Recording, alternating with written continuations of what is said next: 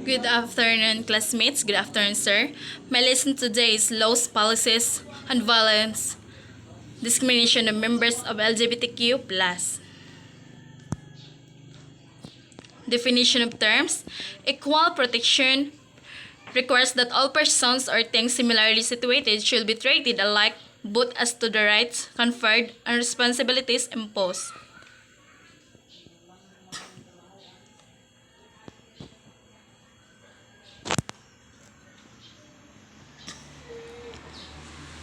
Due process: principle that government must respect all a person's legal rights. This ensures that all laws and legal proceedings must be fair and equal.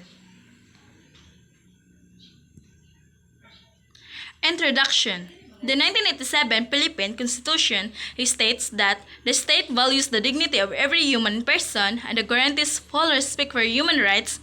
Apart from this, the 1987 Constitution enshrines in its due process and equal protection clauses that no person shall be deprived of life, liberty, or property without due process of law.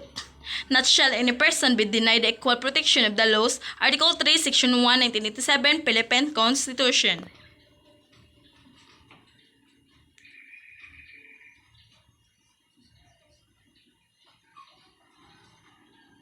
As the foundational law of the land, the guarantees on equality, lawful processes, and the paramount consideration on ensuring human dignity and respect for human rights, and these provisions serve as the basis for protection of the rights of members of LGBT+.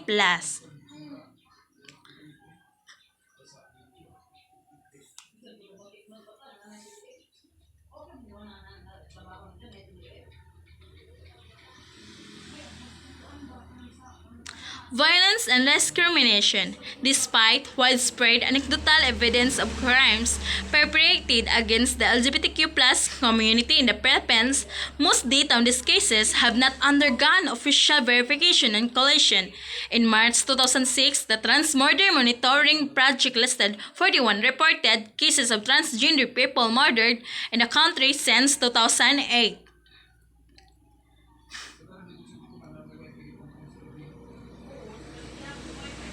Violence and discrimination against LGBTQ plus youth education. A.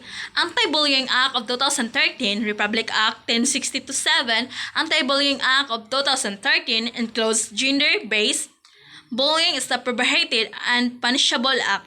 Gender-based bullying is defined as any act that humiliates or excludes a person on the basis of perceived or actual sexual orientation and gender identity. SOGI, Republic Act Number 1062-7.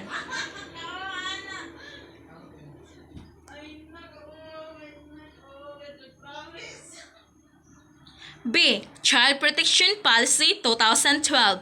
In cases where the bullying is committed by a principal, teacher, or any other school personnel, the law being violated is Department of Education Number 40 on Child Protection Policy. This policy includes the protection of students from any form of violence regardless of their sexual orientation or gender identity.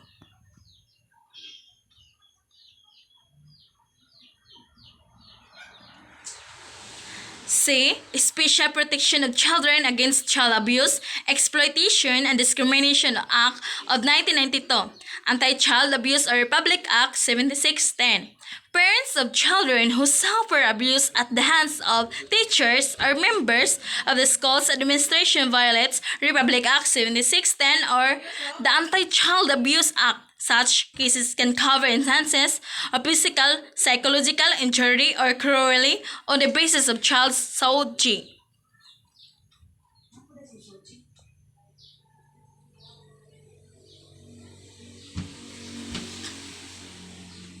Violence and discrimination against LGBTQ in the workplace. A.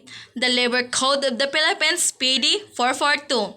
The Labor Code is the national law covering employment for the private sector in the Philippines. With the exception of prohibits against discrimination of women, it does not contain any provision that prohibits discrimination of the basis of gender identity. particularly in a member of the LGBTQ+, nonetheless, while the law is greater on gender identity and expression, it is clear in its declaration of policy, Article 3, that the state shall afford protection to labor, promote full employment, ensure equal work opportunities.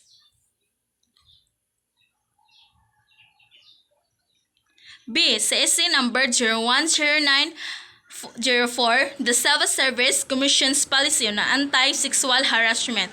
The Civil Service Commission administrative disciplinary roles on sexual harassment cases includes other less grave punishable offenses. This includes propagating derogatory and degrading remarks or and thus directed toward the members of one sex or one sexual orientation are used to describe a person. This policy is important because it explicitly covers derogatory remarks regarding sex, sexual orientation, or other remarks that are used as description of a person with the intention to insult. In addition, this policy for government agencies does not require that the offender has moral ascendancy over the victim. This is my reference of this topic. Thank you for listening.